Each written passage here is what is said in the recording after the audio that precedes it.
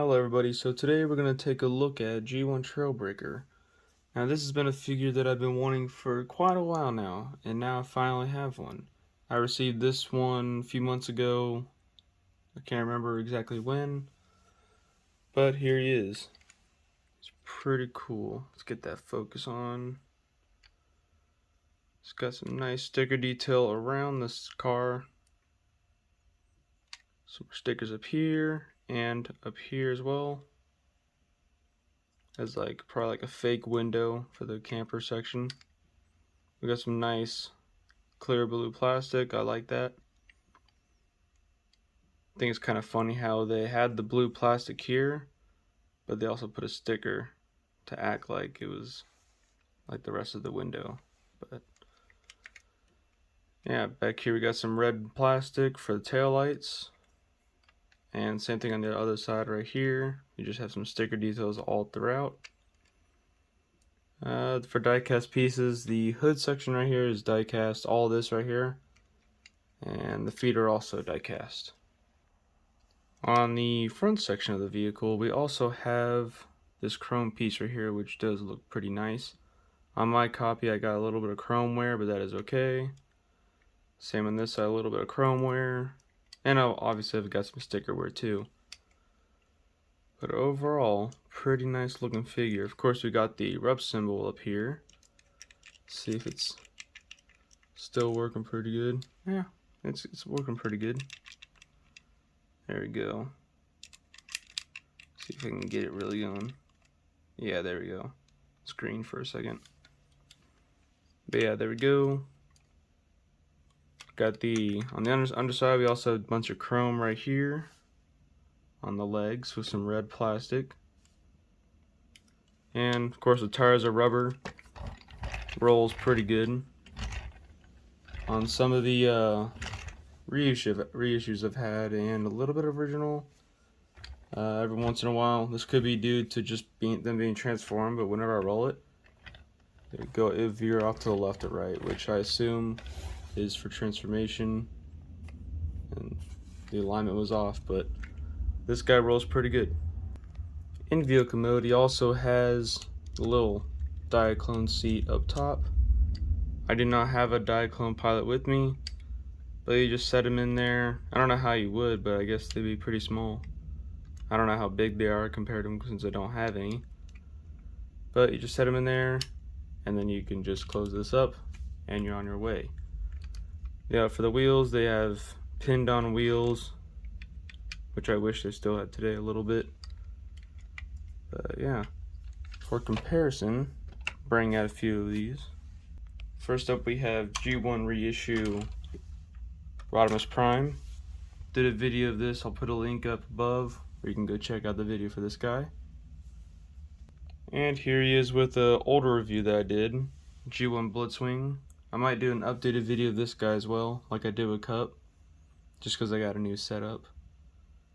But yeah, I'll put a link up for the old video up top as well.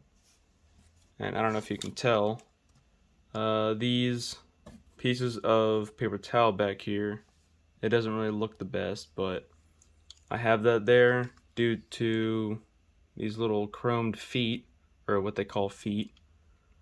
They're pretty loose, so this paper towel just holds that up. Whenever I got this guy, he also came with an instruction manual and all of his accessories. So here's the beautiful looking instruction booklet. Nice detail of G1 Trailbreaker right there on the front. The back we have all of his accessories, which I'll get into depth in a little bit. I'll bring this out. I really wish they did not go to the black and white color for the instructions. I very much like the colored versions. But yeah, you can see how to transform this figure all the way through. And you also have the proof of authenticity and the collect and save with the robo points. And one thing I want to note about the instructions. So with this figure in general, and I believe also with Hoist, G1 Hoist, there were multiple variants. So this one I have right here is the second or third variant. There was a variant that had some differences. I'll go into depth with the differences later in the video. But with the instruction booklet, pre-rub, this is for I think all the Transformers. If this guy came with a rub symbol, which this one did, it has this proof of authenticity on the instruction booklet. But if it does not have the rub symbol, this is not there. So that's how you can tell which version of the instruction booklet you have. So yeah, cool little booklet. I like to collect the booklets and all the accessories, but if I'm not able to get them, then that is alright. So what about accessories? First up, he comes with, I believe this is called, yeah, it's 2 twin blaster weapons. Here you have those. Not much chrome wear. I'd say they look pretty darn good for its age. Okay, you get 2 of those, so set those off right here.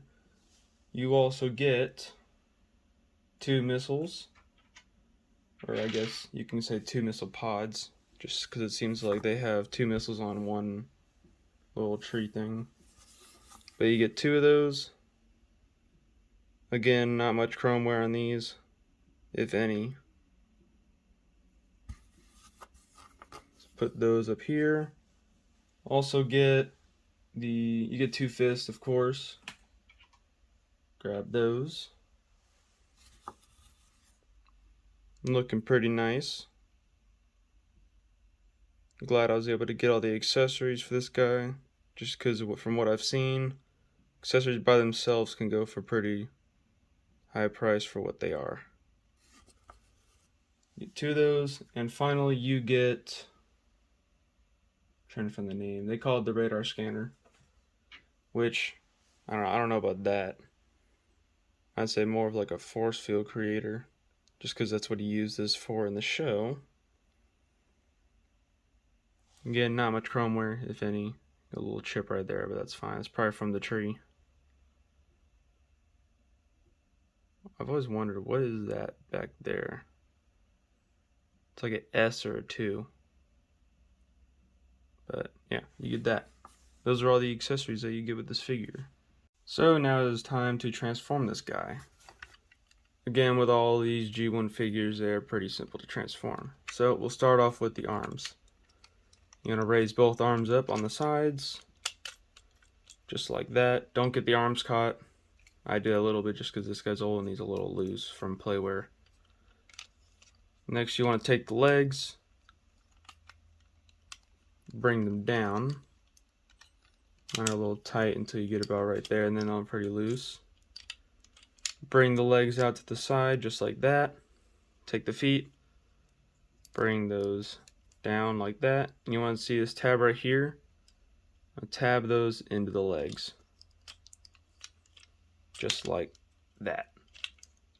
And it should look like that. Next up, you want to take the arms, bring them down, and take the head. Whenever you're in vehicle mode, it looks like this. You want to make sure this goes down first, and then bring the backpack down. And there's the head, and you can just lift this all up on that little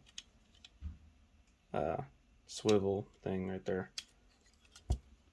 And so yeah, there you go. You have, before all the accessories, the base Trailbreaker all transformed.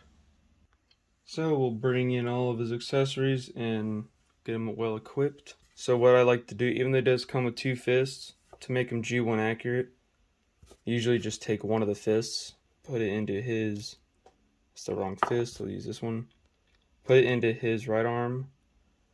And what I'll do is take one of those laser blasters and stick it in the other arm. So we don't need this fist anymore.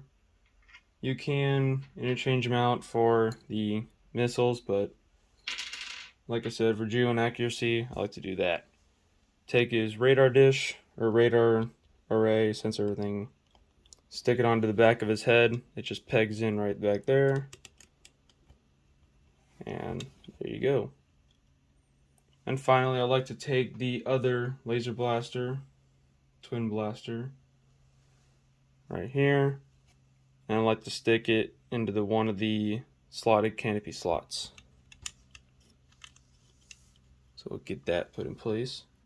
And there we go. We have all his accessories attached, and he looks pretty good, I might add. So for a little comparison, we'll bring in G1 Dirge. This is the reissue that I put up a video about a while back. I'll put a link to that above here. So there you go, you have that. And this one has not been featured on the channel yet, but I will if you guys want me to. G1 Jazz. Pretty cool. Alrighty, now to some differences. So with the many variants that this guy has gone through, and this is the second version, I don't know if I had said that earlier, but basically one of the differences between the two is on this second variant, on these screw holes on the shoulders, they are raised. On the original pre-rub, they were flat, and you could stick a sticker right over that. They also include a sticker. See if I can get that from the instruction booklet. In the booklet, it says that you could put a sticker right there on the shoulder, little ring. You can put that on here too, little square. It also has the screw holes where they are not raised, so you can see the difference between the two. Raised, not raised. So there you go. Another difference that you can get between the two variants, possibly three, on the canopy, they are slotted on the second one. On the original, this was just a piece of plastic. It was not slotted whatsoever on both sides. So yeah. On the arms on this second variant, you also get a little tab right here. On the original, it was just a flat piece of plastic there as well, and there was no tab. The last difference that I know of so far is with the fists. On the original first variant, before they transitioned to the second variant, on the hands on the inside they are not slotted at all, just a solid fist. On the second variant that they went to, you have this little slot. I don't know if you can see that, but there you go. So those are all the differences that I know of.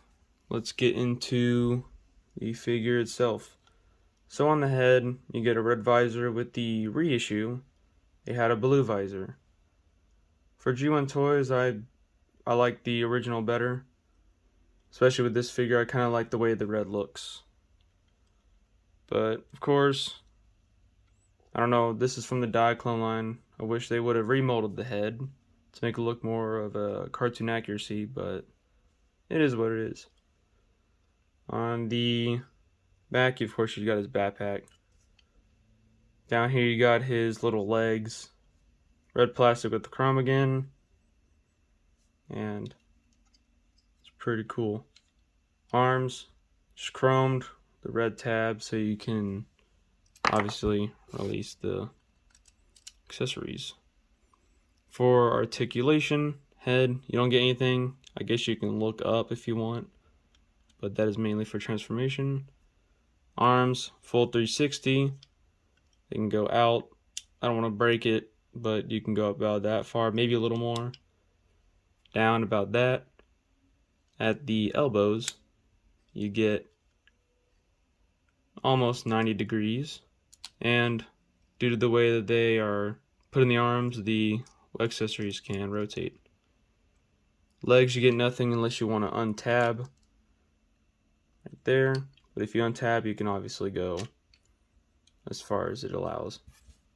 At the feet, you get that. So yeah, that is the articulation. Eventually, I'd like to get the G1 hoist figure. Depending on prices, will determine if I get the reissue or the original. Because I'm not too picky about the originals versus the reissues. Unless with the reissues they have the black weapons instead of the chrome, then I want to get an original. But yeah, I think that'll do it for this video. Hope you guys enjoyed it. I definitely enjoyed making it. I've loved this figure in the cartoon and in its toy form, even though it doesn't look totally G accurate, but that is alright. You can go check out my videos on the playlist that I've created, and you can also go into the polls where I put a bunch of Transformers up and you guys can vote on my next video. And yeah, see you guys in the next video. Have a good one.